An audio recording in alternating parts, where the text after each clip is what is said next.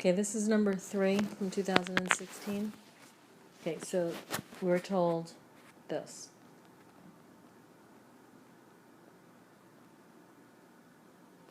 Okay, so for part A, it says, does G have max, min, or nothing at x equals 10?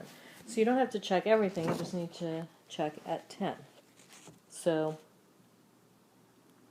there would be a max or a min if G prime of 10 equals 0, and there's a sign change.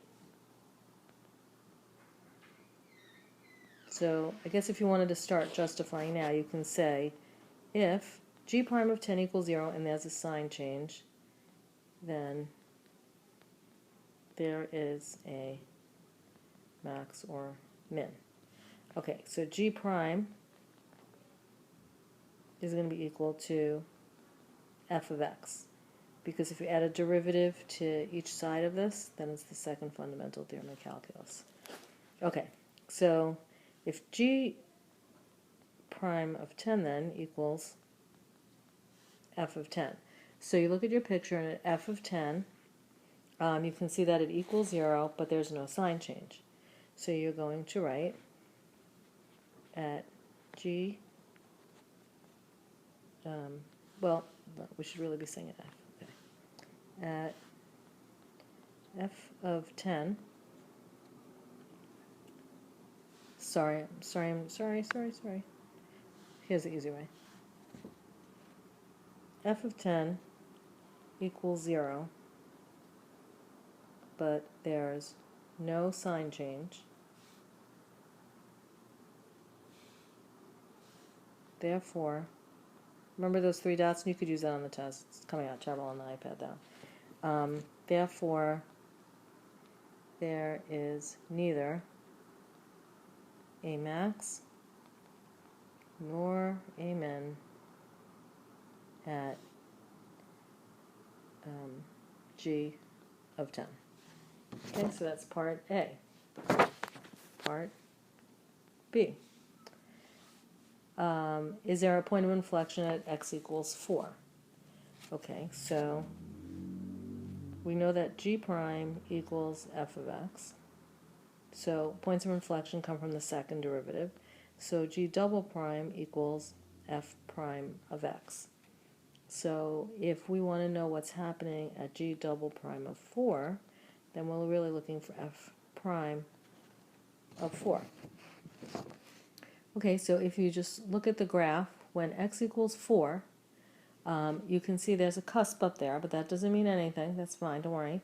We just know that at x equals 4, that the slope is going to be 0. So we're going to say at f of 4, the slope of the tangent line, I don't even know if you need to write it, but I'm just writing to be safe. The slope of the tangent line is 0, and the function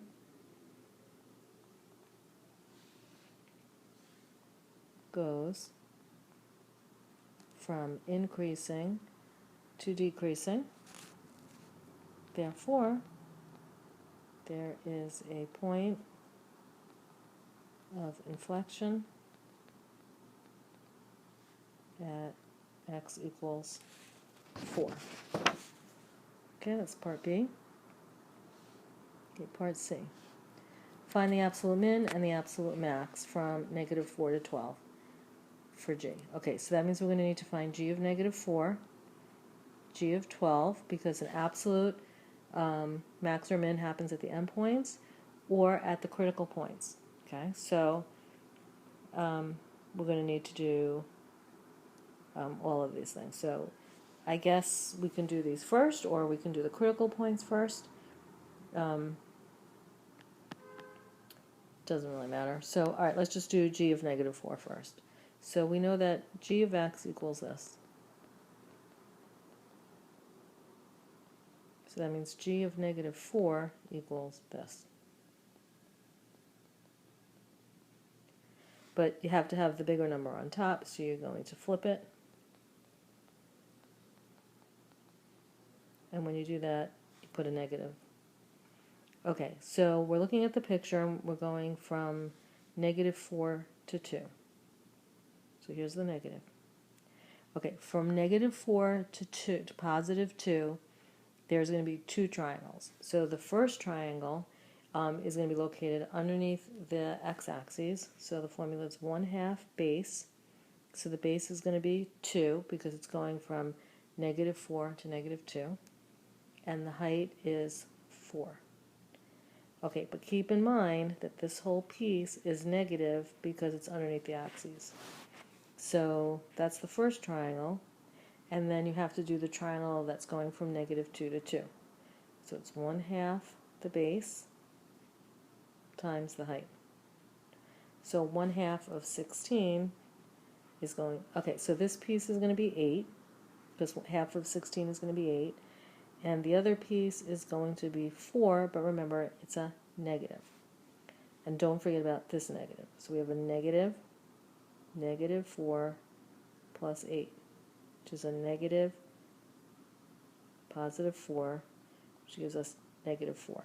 So g of -4 is -4. Okay.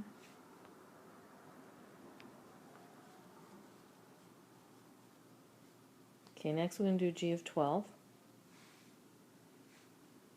So g of 12 is the integral from 2 to 12. So we're going to look at the picture, and going from 2 to 12, we have a whole bunch of triangles. So first we're going to do the triangle from 2 to 6. So it's going to be 1/2 the base, so from 2 to 6 is 4, times the height.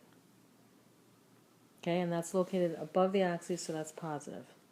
So that's going from 2 to 6. Then we're going from 6 to 10. So 1/2 the base times the height, but this one is negative. And you can see that if one's positive and one's negative, those two will end up canceling each other out. The last piece from 10 to 12 is negative. 1/2 the base, we're going from 10 to 12, so that's 2, times the height.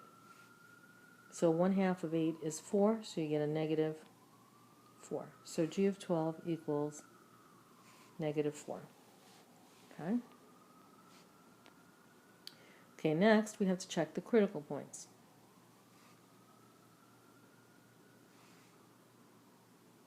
Okay, so how do we get a critical point?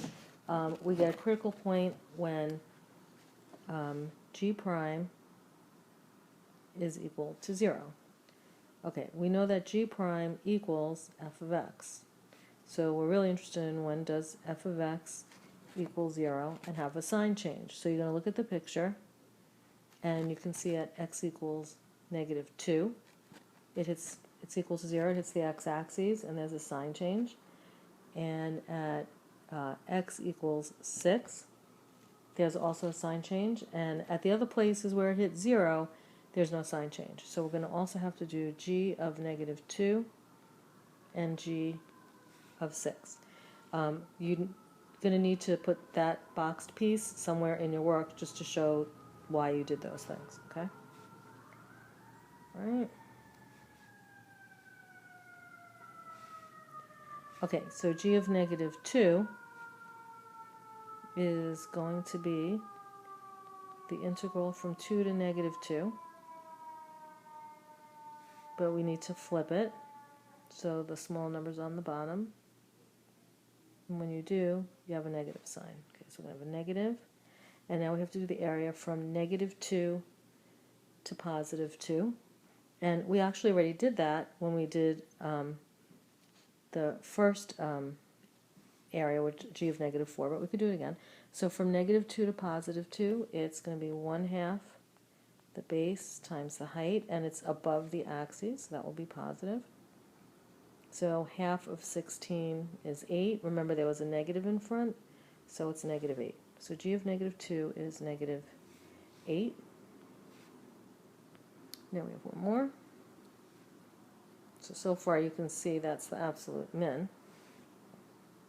Okay, now we're going to do g of 6. So g of 6 is going to be the integral from 2 to 6. And if you look at the picture from 2 to 6, that's just one triangle and it's all positive. 1/2 the base times the height. So half of 16 is 8. So g of 6 is 8. So the biggest number is going to be the absolute max. The smallest number is the absolute min. So we're going to look at the question, make sure we answer it correctly. Okay, so the question says find the absolute max and find the absolute min. So you're going to say absolute min is -8. Absolute max is 8. Okay, that's all they're asking for. Okay, and then for part D,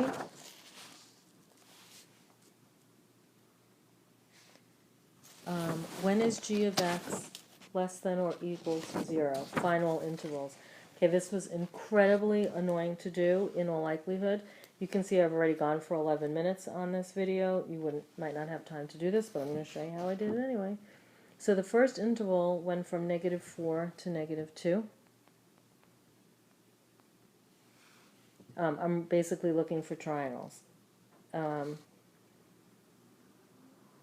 So the first thing I did was g of -4, which we already did, thankfully, in the previous part, which was -4.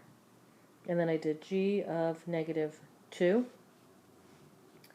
And I'm not going to go through the whole procedure because I just did it like 4 times before, so you could figure out how to do all of these things. It was -8. So from -4 to -2, this is all negative. Okay. Now you might say, wait a minute, I could have just looked and seen that triangle was negative to begin with. Yeah, that's true, but remember you're negating stuff because the whole interval, so you have to kind of be careful. Okay, then the next one that I did was -4. Oh, okay, and then I did it at, so I know at g of -2 it's -8, and then I did g of 2. That one I'm going to go over because, just to show you, so that would just be the interval from 2 to 2. When if it's the same top and bottom, that just equals 0. Okay, so from -4 all the way to 2, I can now say is negative, right? Because I'm starting to like make it bigger and bigger. So when you look at the picture, it looks like from -2 to +2 is positive, but it's actually negative if you put all those numbers into the intervals. Okay, then I did g of 3. There might be another way to do this. If you know what it is, let me know. Okay, so g of 3, it was positive. G of 4, it's positive.